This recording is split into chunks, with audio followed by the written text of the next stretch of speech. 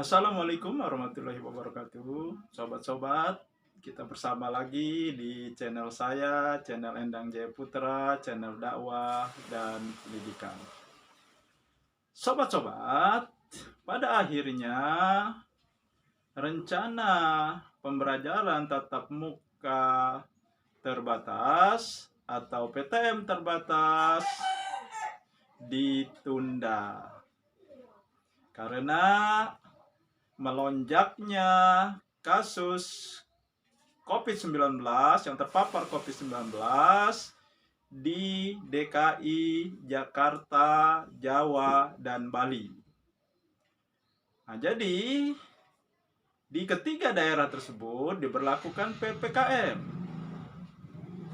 PPKM darurat, sehingga pembelajaran tatap muka ditunda, sobat-sobat. Tapi yang mengherankan, yang menjadi pertanyaan, di luar tiga daerah tersebut yang kasus COVID-19-nya tidak tinggi, tidak melonjak, resikonya rendah, dan tidak masuk ke dalam PPKM darurat, kok ikut juga menunda PTM terbatas ini, pembelajaran tatap muka terbatas ini? Sobat-sobat, ada apa? PPKM tidak termasuk, resiko COVID-19 rendah, dan Menteri juga mengatakan PTM terbatas bersifat dinamis, tergantung kesiapan sekolah dan kondisi daerah masing-masing. Nah, jadi bagi daerah-daerah yang kasus COVID-19-nya rendah, kenapa mengait-ngaitkan penundaan ini dengan PPKM darurat yang diberlakukan hanya di DKI Jakarta, Jawa, dan Bali? Nah, ini sobat-sobat yang ingin saya sampaikan kepada sobat-sobat.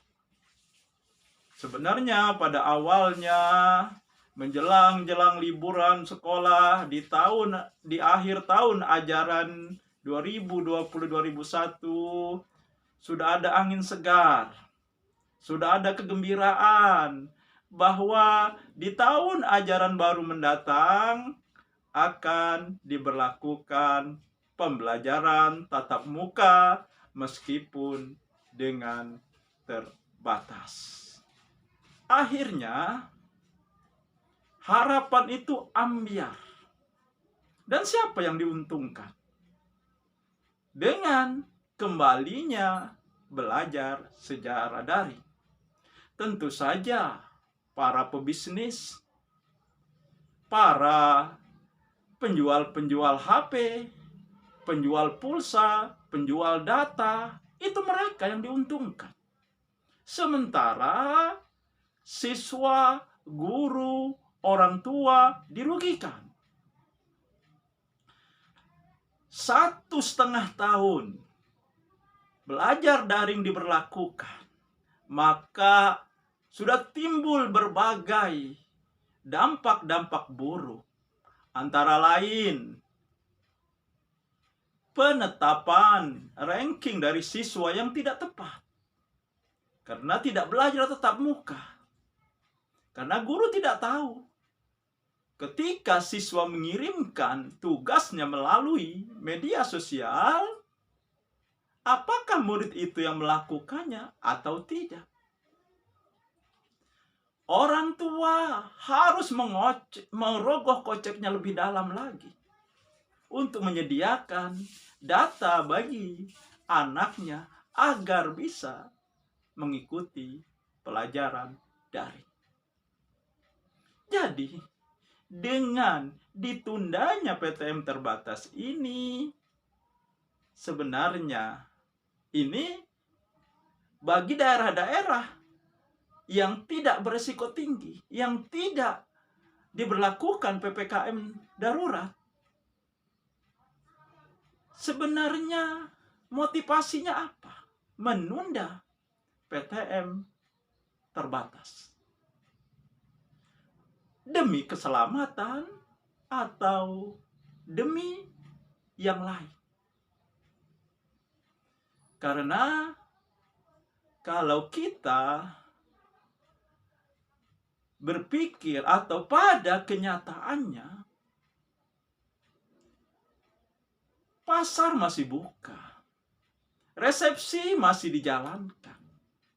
Kalau katanya menunda PTM terbatas demi melindungi, demi keselamatan anak-anak, peserta didik, para pendidik, para orang tua, toh mereka masih tetap ke pasar. Toh mereka masih datang ke resepsi. Dan anak-anak kita walaupun dia tidak bersekolah, dia bermain dengan teman-temannya di rumahnya.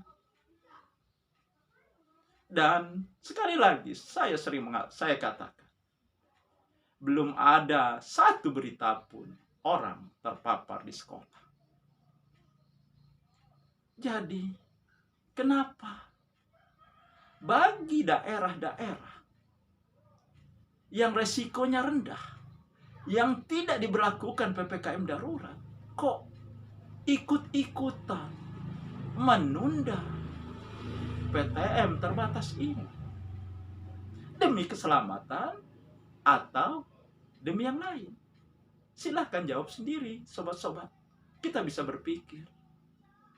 Nah, jadi itu saja sobat-sobat